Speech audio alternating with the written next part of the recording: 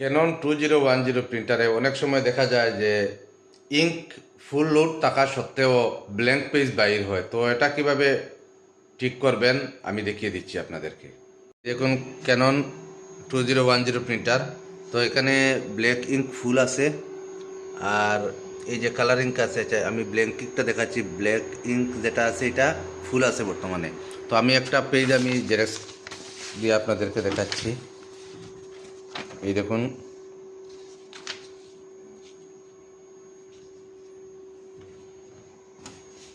তখন আমি black বটমে click করছি।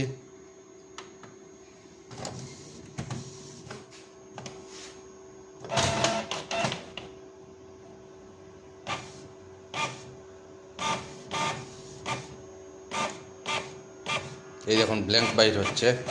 তো অনেকবার দেখা গেছে যে নজেল চেক করার পরেও মানে এই প্রবলেমটা সেম থাকে।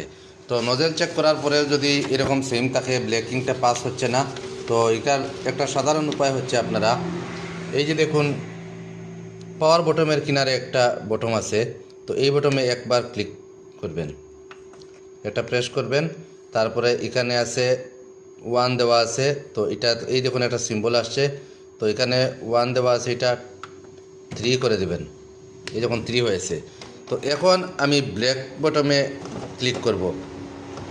ক্লিক করার পরে দেখুন এই দেখুন অটোমেটিক রান করছে। তো এখানে অনেক সময় লাগবে, মোটামুটি 15 থেকে 20 মিনিট সময় লাগবে। তো আমি 15 থেকে 20 মিনিট পর আপনাদেরকে দেখাচ্ছি কি হয়। তো অনেকক্ষণ সময় হয়ে গেল, এখন দেখুন এখানে আবার ওয়ান লেখা আসছে, এর মানে আমার এই প্রসেসটা কমপ্লিট হয়ে গেছে। তো এখন আমি আবার ব্ল্যাক বটমে একটা প্রেস করে দেখি কি হয়।